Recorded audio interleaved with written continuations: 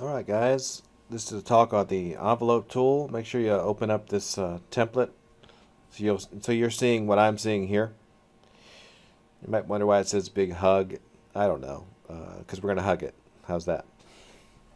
Not physically, but you get the idea. What is an envelope? Well, let's not overthink this to begin with. Object, envelope, distort. There's three of them. Go to make with warp and you'll see what it does. It basically warps it, as you can see here.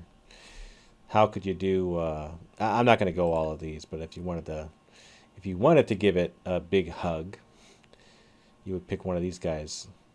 So let's figure out which one it is. I'm guessing it's the squeeze. So there we go. We can just squeeze it. We can take the squeeze up, and we can squeeze it really hard, just like that. If we go the other direction, it looks kind of weird. You can also set this to vertical, which won't make any sense, but yeah, we gave it a big squeeze. I never adjust the horizontal and vertical, but if you want to, you can see what it does. It just literally adjusts the horizontal and vertical squeeze. But this does a whole bunch of things. Now, you should be watching this after you watch the gradient mesh video, so I want to point something out to you that's kind of interesting and true, and that's the fact that this is a mesh. You see this line down the middle? This is a row and this is a row. So basically this is an effect, but what's actually bending this is a mesh. So I want to go ahead and press cancel.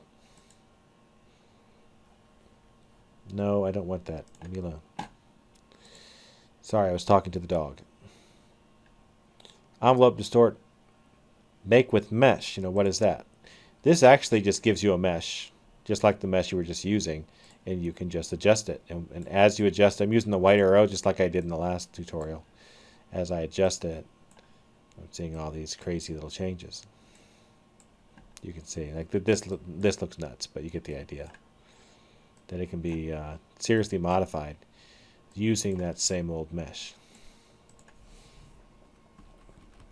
So I've used this to make it look like t-shirts wrapping around somebody's body, or to wrap this around things before.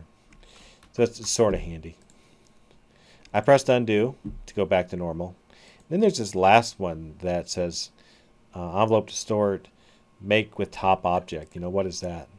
Well, what that's talking about is if you had made a shape, like let's say that you had a shape like this one. This one's going to be a little wonky.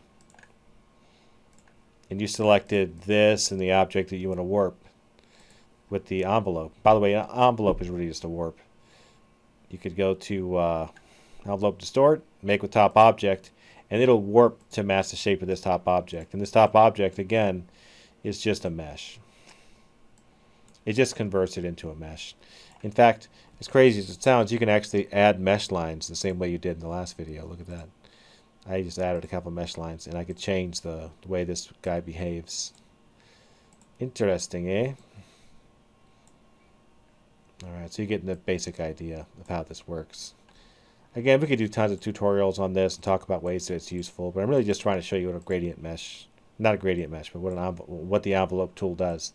One thing that's important to know about the envelope tool is you've got two things here.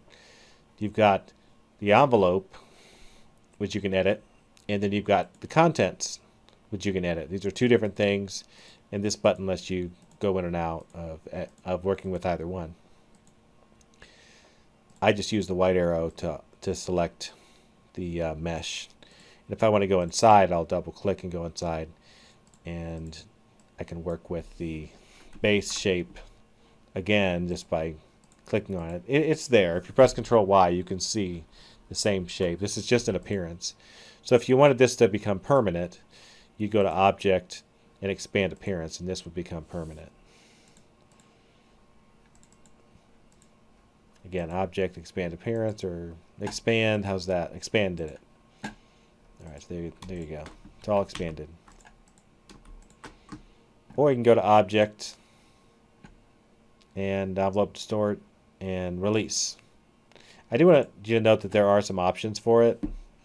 One of the only reasons I ever go in here to mess with envelope options is to turn on Distort Pattern Fills. So if I have a pattern fill or a gradient fill, I can actually distort it, but I have to check it first. So now you know that. But the main reason I go in here is just go to Object and Envelope Distort Release, and that releases it. And look, it actually shows you that gradient that you were using to modify everything. And that should give you enough information to go off of to do your homework. So I hope you found that helpful.